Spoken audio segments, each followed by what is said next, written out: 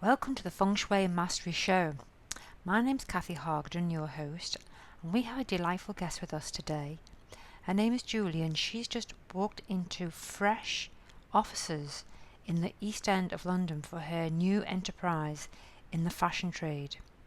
And she gave us some insights into listening to a Feng Shui workshop that I actually undertook myself, how she went about implementing it not only in her office but in the home as well.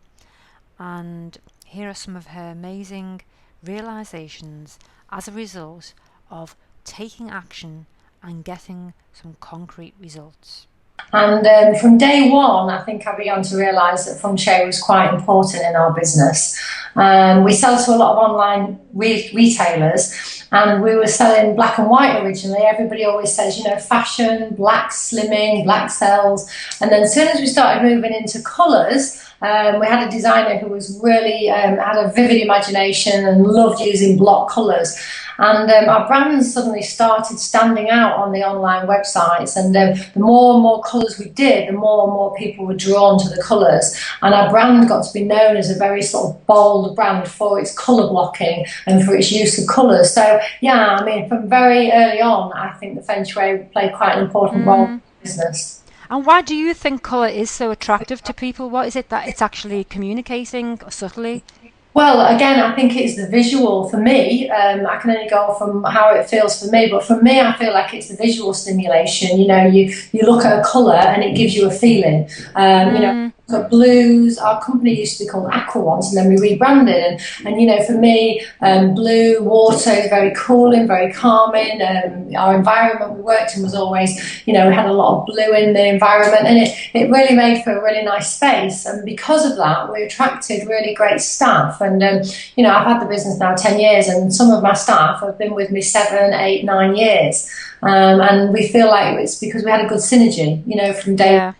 For me, definitely the colour is about stimulating a mental response. Red is very alert and very now and very vibrant, and you always talk about the lady in red and the red dress, how very sexy it is. So again, I think colours really sort of emulate that sensitivity. And what about design in terms of, I suppose we're looking at geometrical designs. How has that impacted at all, if any, on your own?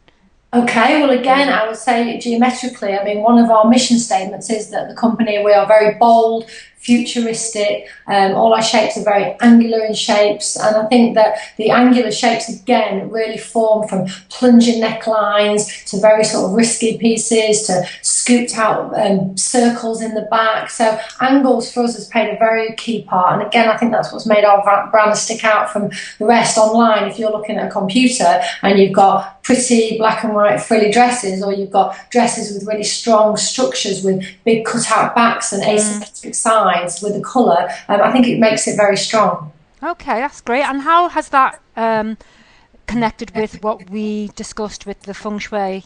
Talk a bit about how you came across the Feng Shui. Okay, well, I met you, Kathy, on one of our meditation courses. You were actually doing a talk on the Feng Shui, and me and my partner, who's the business director with me, we found it absolutely fascinating. We were listening to what you were saying, and it resonated in so many ways. We've always loved very clean spaces, but we had a garage that was just full of everything we didn't want in the house, and then we'd have in every room, like everybody does, a cupboard that was just full of everything we didn't want out. And from you doing the talk and explaining about energy blocks and how it can flow up, free up your mind for free thinking, it really resonated for us. So we basically took the information that you gave us on that really interesting day, and we took it home and we put it into practice.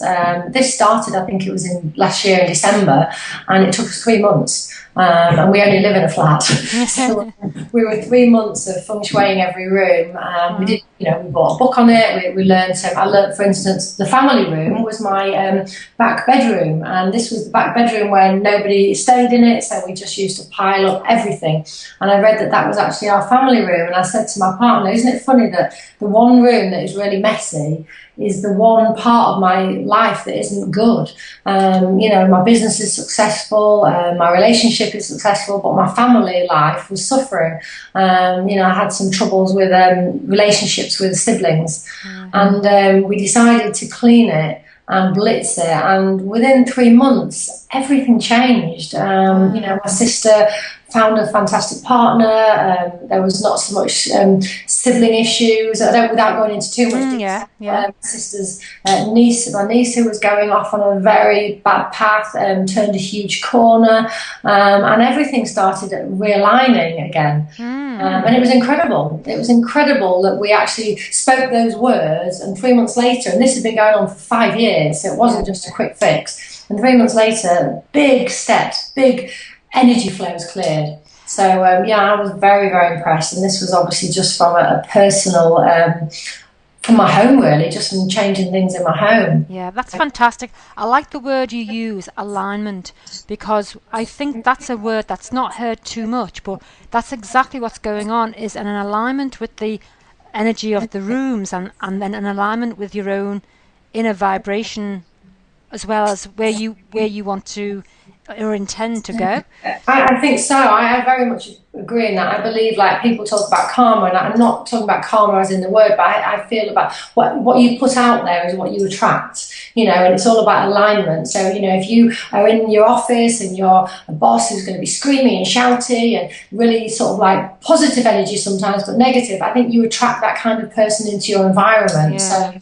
So we've just had our studio redesigned, and the space upstairs, we brought water in, we brought plants in, and we had calming music, and the whole energy sort of changed. And it was only on one floor, but then it trickled down onto the second floor. It made quite a difference. So just even changing very small parts start to align things in a different way. And how do you feel now? It's a bit echoey, this, but people will understand that you're actually in a new environment. It's a new office you're in, and there's absolutely nothing there at all at the moment, from the looks of it, except the desk and yourself. Yeah. And so why would you now bring this into your business?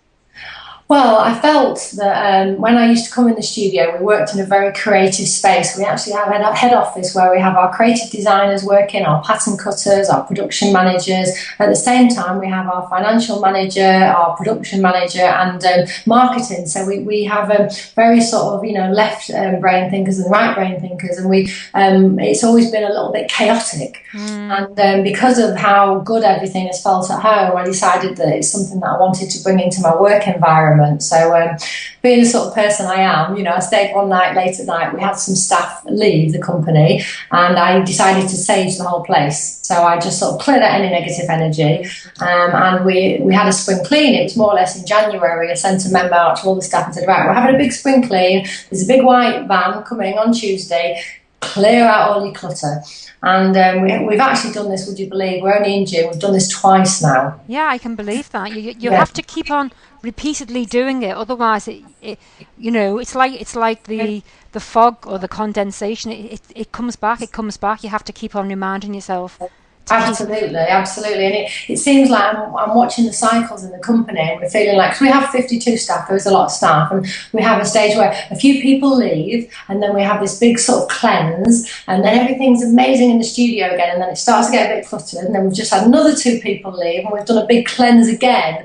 And I do think it's all about that movement of energy, movement of staff, movement of even physical things, like furniture and desks. Yeah. So we're only just starting to Feng Shui our offices. I'm actually in a new office that I've just had built, and it's just at the moment, unfortunately, sorry if it is echoey, we just literally have got a desk in here and white walls. So this for me is what I call my blank canvas. So this is where I'm going to start working on my next Feng Shui project. And what ideas have you got for the Feng Shui in that office? And then we can come on to the timing aspect, because that's also something that you both actually took up and went with that. But let's just go with the office. Okay, well, I'd love to say that I've got the Feng Shui knowledge that you have, Kathy, but I haven't. So for me, it's all about putting visuals that really sort of like resonate with me. So straight away, I want to put a big visual on the wall, which is a picture. We're wanting to open a store in LA next year. So I've got a big visual of an LA sunset. It's actually a photograph that my partner took when we were over there on a business meeting. So it sort of resonates very clearly with me, and that's going to be in my main, my main, should I say, my main site. Yeah. So I'll be able to look up from my computer screen and I'll see it. It's on my vision for the future. So that's the first thing I've started with. I mean, I wanted to ask you about whether you should put flowers and plants. Is it, that help to bring energy? Some people say that plants in the Feng Shui can take the oxygen. I'm really not sure whether that's the right or wrong thing. Well, first of all, I think where you are sitting at your desk now, where I can see you, have something a strong image of something behind you, because you need support. You're just initiating a new project. You're starting off afresh in a different direction from the sounds of it. Although I know it's been there for some years. But have a picture behind you of something that is strong, whether it's a nice big tree, or it's a tiger or a mountain, something that basically is symbolizing that from the back you are supported. That's a really good advice, Kathy. I think that's actually would even help me. When I walk into the office and I see that strength there, I'm a great believer of, what you see, you think, what you think becomes things. So I think that would be a really good advice for me. Thank you. Yeah, you can even feng shui your desk, believe it or not. Really? Yes, it's possible to do that, but I won't go into the intricacies of that. No. But getting back to your plants, I can't see if there's any fresh windows in there, any windows. So you can, okay. So in that case, I mean, the thing is, plants take out the oxygen, but it tends to be in the evening. Right. So it will be exuding oxygen during the day, and then in the evening it will absorb the oxygen. Right, so that's the photosynthesis, is it? It's more. I'm not a biologist, so, no, but I just know that that's why they're planting more and more trees in the city areas. Is to actually it's that gives us our oxygen, and because we've got so much carbon monoxide in the atmosphere due to the pollution of the cars, we need more trees so that the trees actually balance out the amount of carbon monoxide in the atmosphere.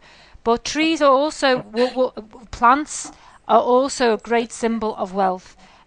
Certain plants, anything that's rounded like coins, got the shape of a coin.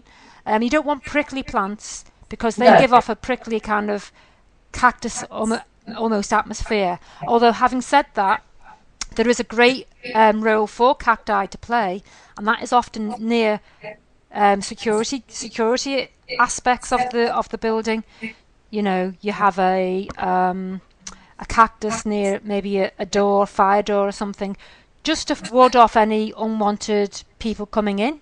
That's really interesting you say that, because I remember in my old house, I used to love cactuses, love plants, and it sort of suited, and I used to have lots and lots of cactuses in my kitchen, and it was the only room that nobody ever went in.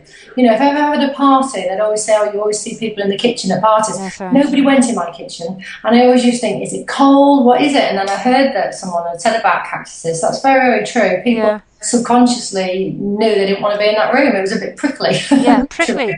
The other good one is rosemary, either on the inside or the outside. Rosemary, the herb rosemary, not only has it got a nice aroma, but it was used on wards in the 1920s in England to ward off unwanted spirits, so to speak.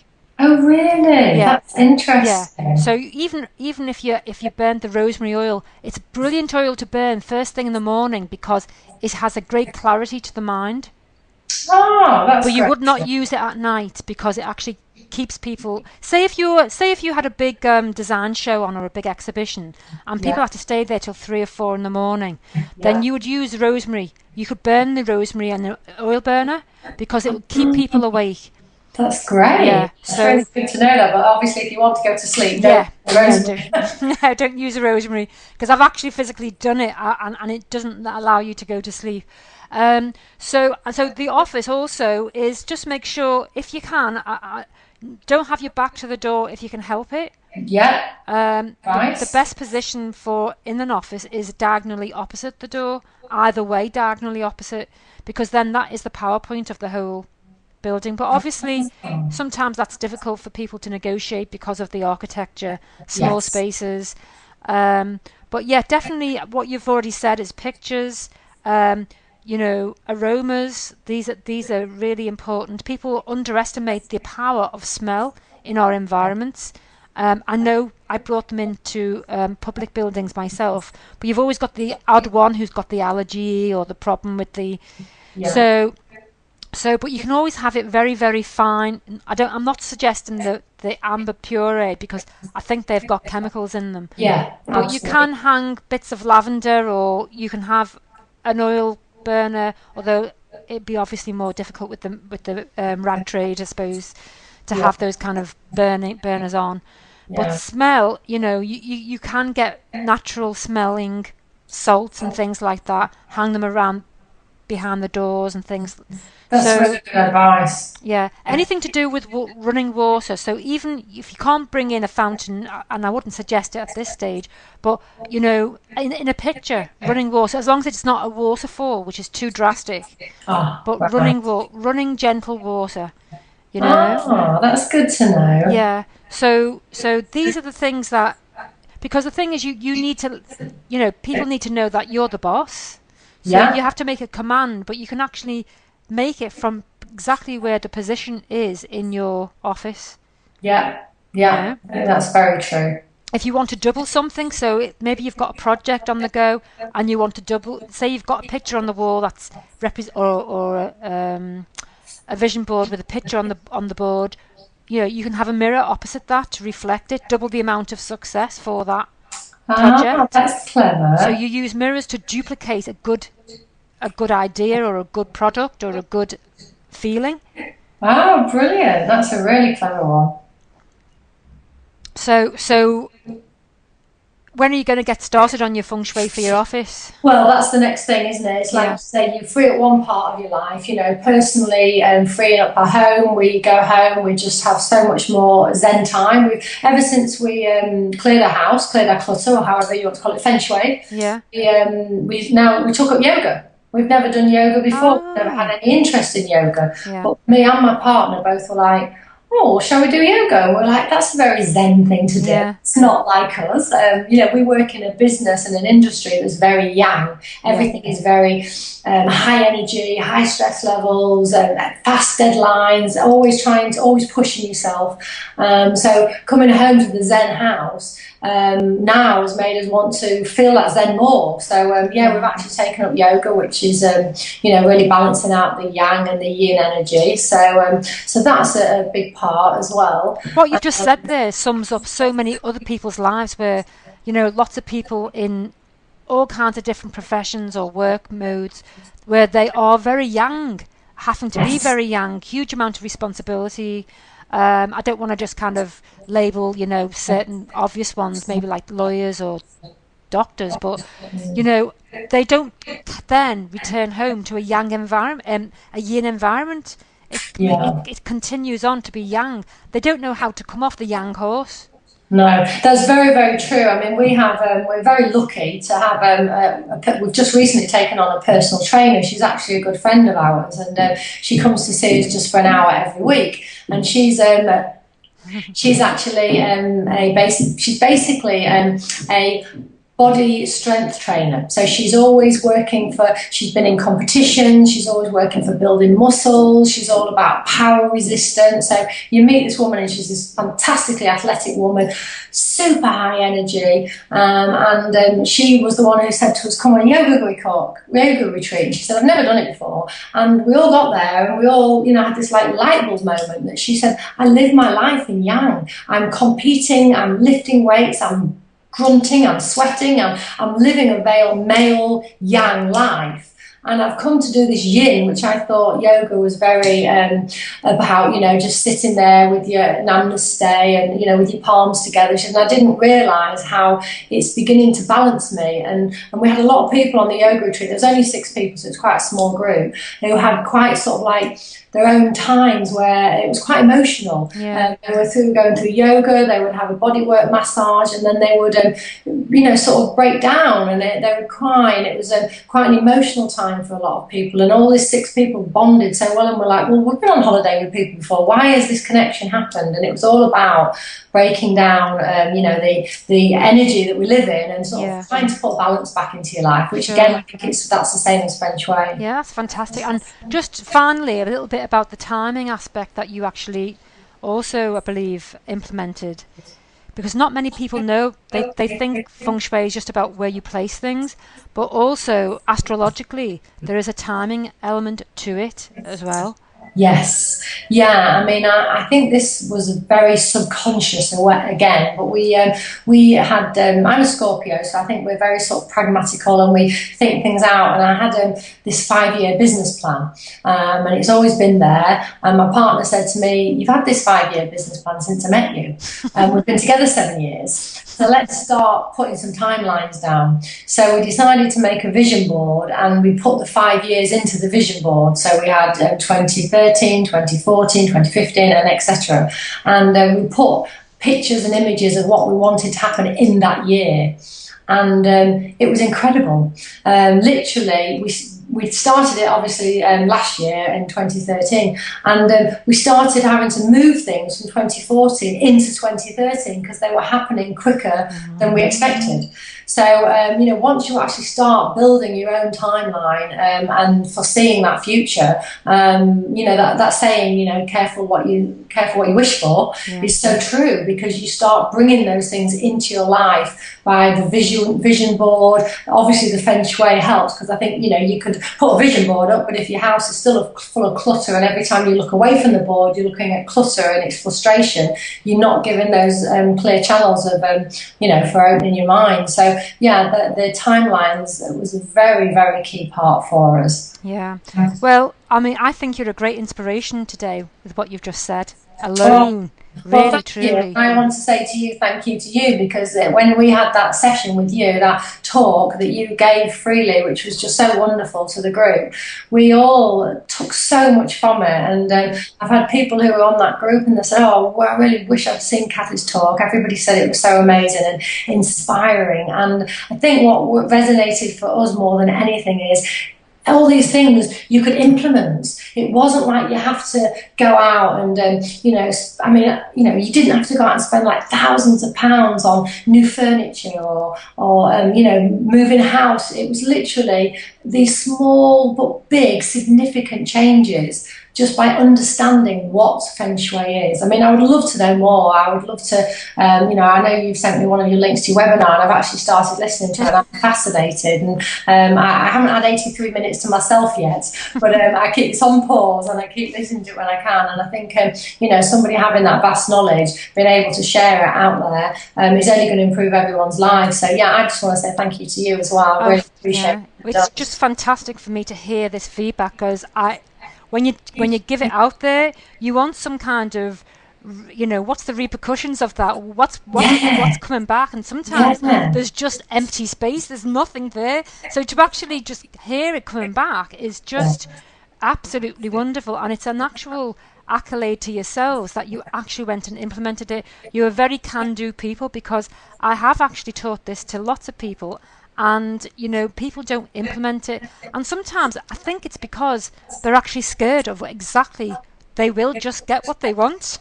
And I think so many people, like, I listen to people and they can be so blinkered, and they'll say things like, "Oh, I don't want this in my life, I don't want that." And whether it's just a knee-jerk reaction to say it, you close yourself off from that. It is all about actually clearing the Feng Shui, clearing the clutter, and then putting the focus on the mind. And I think you can achieve anything you want if you have that focus.